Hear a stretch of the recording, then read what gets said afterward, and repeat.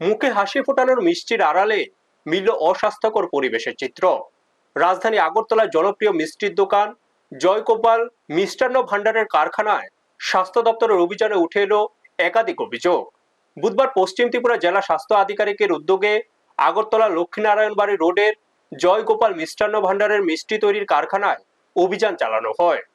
কারখানাটি রাজধানীর লোকনাথ মন্দির সংলগ্ন এলাকায় অবস্থিত।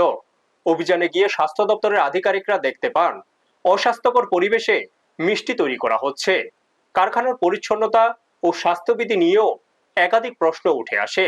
এই বিষয়ে বিস্তারিত জানিয়ে পশ্চিম ত্রিপুরা জেলা স্বাস্থ্য আধিকারিক দপ্তরের চিকিৎসক অয়ন ভট্টাচার্য বলেন, খাদ্য সামগ্রী তৈরির ক্ষেত্রে স্বাস্থ্যবিধি মেনে চলা অত্যন্ত জরুরি। অভিযানের সময় বেশ কিছু অসঙ্গতি নজরে এসেছে এবং বিষয়টি খতিয়ে দেখা হচ্ছে। ঘটনাকে কেন্দ্র করে এলাকায় ব্যাপক চাঞ্চল্যের সৃষ্টি হয়েছে। ব্যুরো রিপোর্ট, নিউজ তৎকাল 24। আসার পরে তো দেখলাম যে এটা অ্যাকচুয়ালি ওদের ম্যানুফ্যাকচারিং হাব।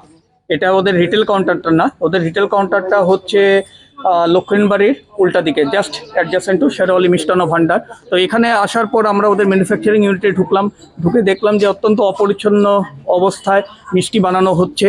ওদের ক্লিনিং, হাইজিন সবগুলিতেই আমরা অসন্তোষ প্রকাশ করেছি এবং ওদেরকে বলেছি যে আগামী শুক্রবার আমাদের সাথে দেখা করার জন্য।